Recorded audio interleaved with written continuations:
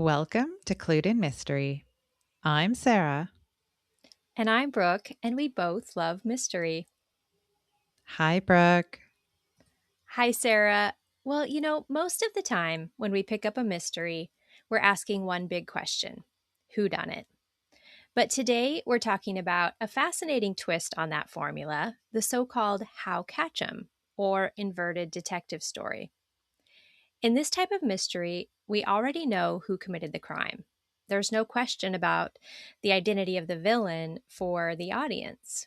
Instead, the suspense lies in a different question: how will they be caught? This structure isn't new. As early as 1912, R. Austin Freeman was experimenting with what he called the inverted detective story. So he would deliberately reveal the crime and the criminal up front, and then shift the tension to the investigation itself. In the 1930s, writers like Anthony Berkeley and Niall Marsh were using the technique, showing that authors were also playing with reverse mysteries during the Golden Age. Berkeley's Malice, Aforethought, under his pen name Francis Iles, is an example of this type of mystery. The term how catch 'em, though, wasn't coined until 1963 by Philip MacDonald. But most of today's mystery fans will recognize the format from the show Columbo, where every week we would watch the murderer execute the crime in meticulous detail, only to see what they thought was a perfect plan unravel under the detective's careful investigation.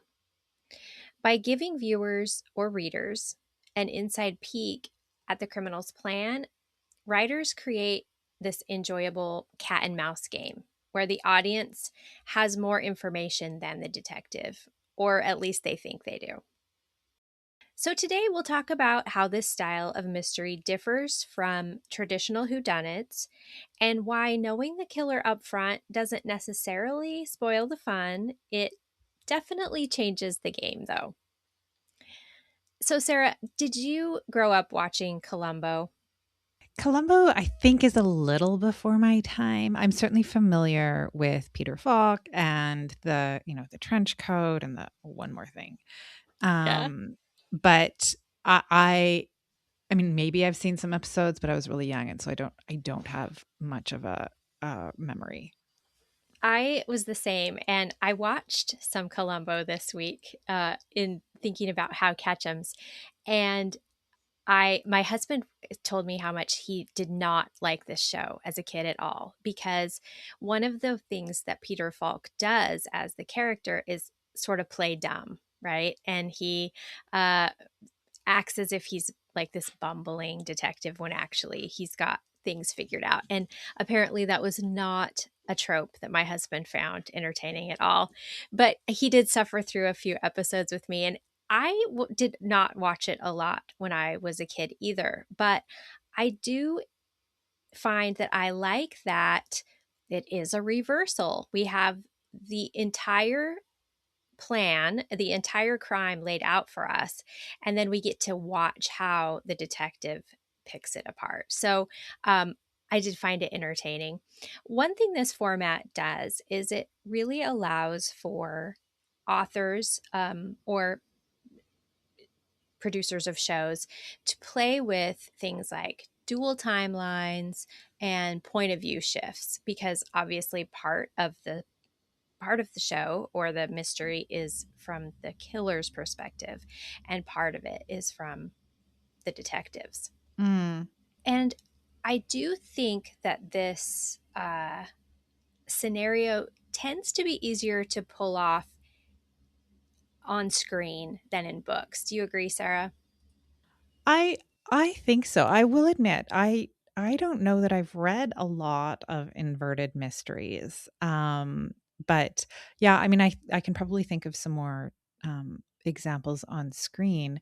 I'm not sure if this would qualify or not, but I think of Midsomer Murders, and often the opening scene is a figure. You see hands that are in black gloves, and they are doing something that causes someone else to be dead, right? Either manipulating some machinery or actually, strangling or attacking someone. But we don't know the identity of that person until the detective does his reveal. So I'm not sure if that would count.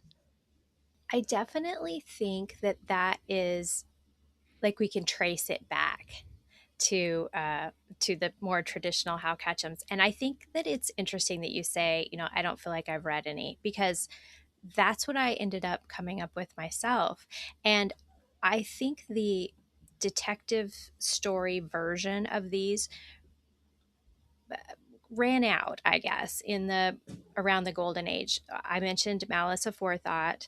Another example of a detective story that's told in this reverse manner is a 1934 novel by Freeman Wills Crofts, and it's called The 1230 from Croydon.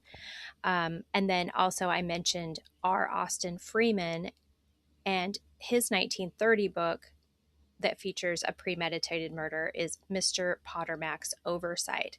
So I think there was a real maybe boom of these for a period of time, and I would agree. I don't think we see a lot of them these days, but I do think we see the how catch 'em idea in psychological thrillers, because many times we know what is going on with the villain, even though we're mostly in the head of the innocent person who's come involved in this, who's trying to discover what's really going on. And there again, we have that inner knowledge as the audience.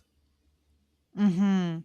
Well, and sometimes you see it in a book where, there might be scenes with the killer, again, not perhaps not identified, right? But we read about the killer doing some actions or reflecting on their actions perhaps. Um, and then that killer's identity isn't revealed until later in the book. Um, but yeah, I really struggled to think of any books where I knew from the beginning who the bad guy was. Right. When we first started talking about this topic, the book that came to mind for me was How to Kill Your Employer. And I really thought that this was an example, a contemporary example. It's about a secret academy that trains people to eliminate problematic uh, people in their lives without getting caught. And we're inside the criminal's head from the beginning, and we see them planning this crime. But in fact, it's not exactly a how catch 'em, because there is not a detective who's trying to dismantle the scheme on the other side. It's really just only from the criminal's perspective of, do I get caught or do I not get caught? So I think it's got some influence, but it's not a how catch 'em after all. Mm. Yeah, and there are perhaps some more examples of what you just described, where that narration, we do know who the identity of the killer is, and they are telling the story from their perspective. Right, right. I think of You by Carolyn Kepnes. Uh, I haven't read that book, but it was adapted for a Netflix series, and you're in this close perspective, first person look at this stalker and murderer and his rationale and his actions. And I think that's an example of what you're saying there. And I think about that, and I wonder how audiences, whether they really enjoy those. Like, I think myself as a reader, I'm not sure that I do enjoy that, because you're just a little too close to the Mhm. crime, right? And it can feel very uncomfortable. And yeah, I don't know if they do as well. I mean, I know it's a Netflix adaptation, and there were several series of it, so it must have done well enough. But you think about Knives Out, for example, and I have to imagine that reaches a wider audience. Yeah, I see what you mean. Well, and Dexter. Like, I never watched Dexter. I understand the concept is that he's a Robin Hood murderer, I guess, if you can call it that. But that just didn't really set with me, although I know it was wildly popular. So I see what you're saying, Sarah. Yeah, and Dexter's a really good example, and I have seen I don't think I watched it to the end of the series, but I have seen some Dexter, and you certainly are meant to feel quite sympathetic for him because he's very calculated in terms of who it is that he goes Hmm. after. So you know, a Robin Hood is a pretty good description. As a reader, that you know, we've talked about kind of in past episodes about villains that we're meant to like, and that's the same kind of thing that I mean, Dexter is definitely an example of that. Um, and you know, you're hoping that he evades capture because you've come to like him, and that's a very interesting um, thought that you could like this character who's also done some horrific things. Hmm. Hmm.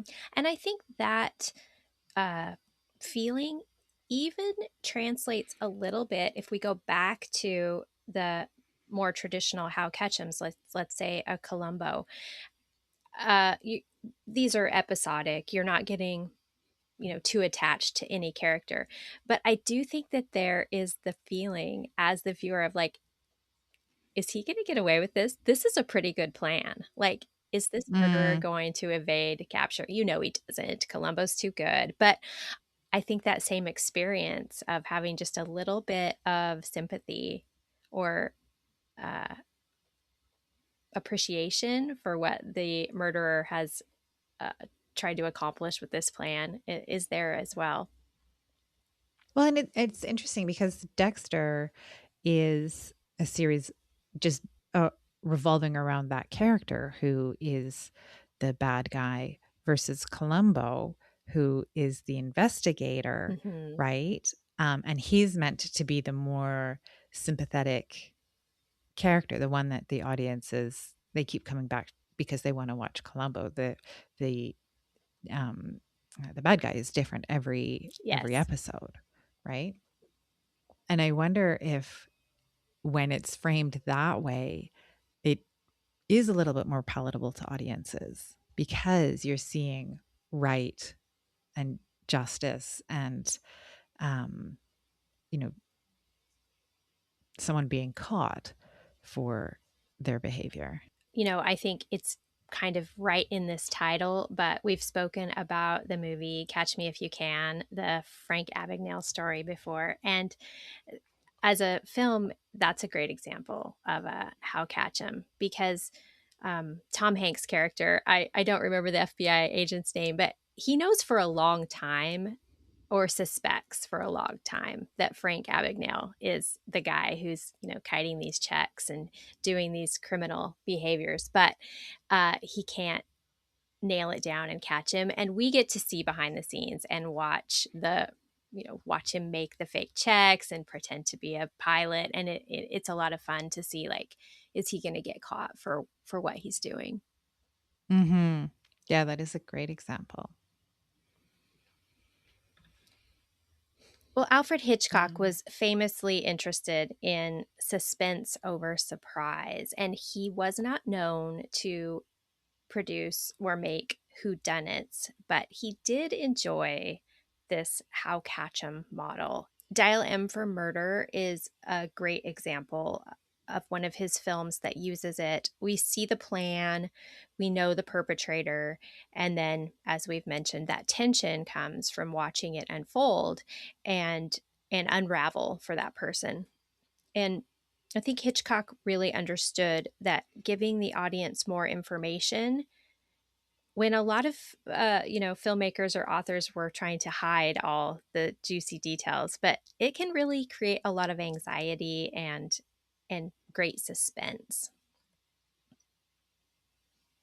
yeah, well, it's that dramatic irony, right? Where you as the audience know more than the detective and you just hope that he will be able to figure it out. Hmm. Exactly. This structure isn't tied to tone, which is why I think it's important to say this isn't really a subgenre of mystery. It's definitely a story structure or a formula, I guess, because you can have the really gritty stories that we spoke of having a psychological thriller that dives into the killer's mindset, or be on the cozier, lighter end, like Columbo, or I know some of the Murder She Wrote episodes play with this concept a little bit. So using this style of storytelling has a lot of flexibility. And do you think, Brooke, it works better in one of those subgenres than in another? I wonder if it comes down to taste, like you were saying. For me, I can really have a lot of fun with like the Columbo scenario. And I would put that on the cozier end of the Hmm. spectrum, because as you were saying, it's sometimes it's uncomfortable being that close to the killer in a more psychological thriller. And those are the scenes. If it's a dual point of view story where part of the time you're in their head, so you're seeing what the killer has planned, and then you're back in the sleuth or the, hero's head, those scenes are usually the part that make the book creepy and, scary. We haven't talked a lot about structures. I think this is one of the first times that that's come up. Mhm. Yeah, you're probably right. I think about what's satisfying for me in a mystery, and it's that unraveling of the clues and um, the process of discovering who is behind everything. And I think this may be why I haven't read a lot of these stories, and perhaps why they are not written as much as they had been in the past. I don't think it's as satisfying to know who the killer is from the very beginning. I know what you're saying. It completely changes the experience. From a exercise of an author, it's very interesting to think about, because it's great to have all those details ahead of time, to then be able to reverse it and plant them and Hmm. create a fun experience for a reader.